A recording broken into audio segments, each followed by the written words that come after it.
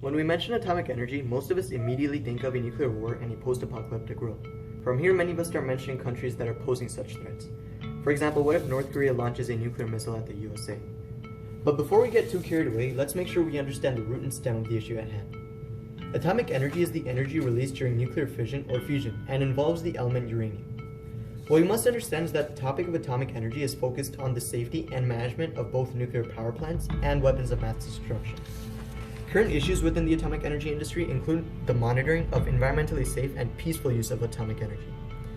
Now, these issues are dealt with by the International Atomic Energy Agency, the IAEA, an international organization that seeks to promote peaceful development of nuclear energy and inhibits the use of nuclear weapons for military purposes.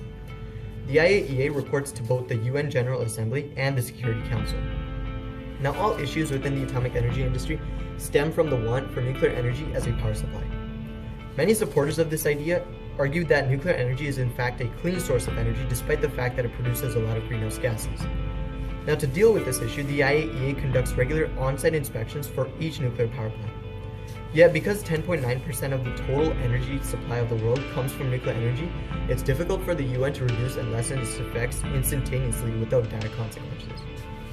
Now, the second key role of the UN falls within the idea of nuclear warfare and its monetarization. The UN and the world both face the same problem, that one day, by mistake or by provocation, one nuclear missile will be launched, followed by retaliation, followed by thousands more.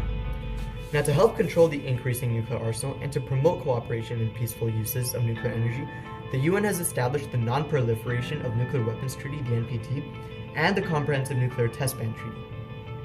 However, a major challenge the UN faces is that countries causing threats to international peace and security, such as North Korea, have withdrawn from their binding treaties, making it more difficult to seize their production of nuclear arsenal.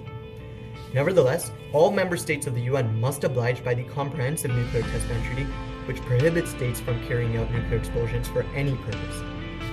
Now, to actively help with these issues, the UN is always encouraging the world into disarmament from nuclear weapons via treaties, safeguard obligations, and discussions in large conferences.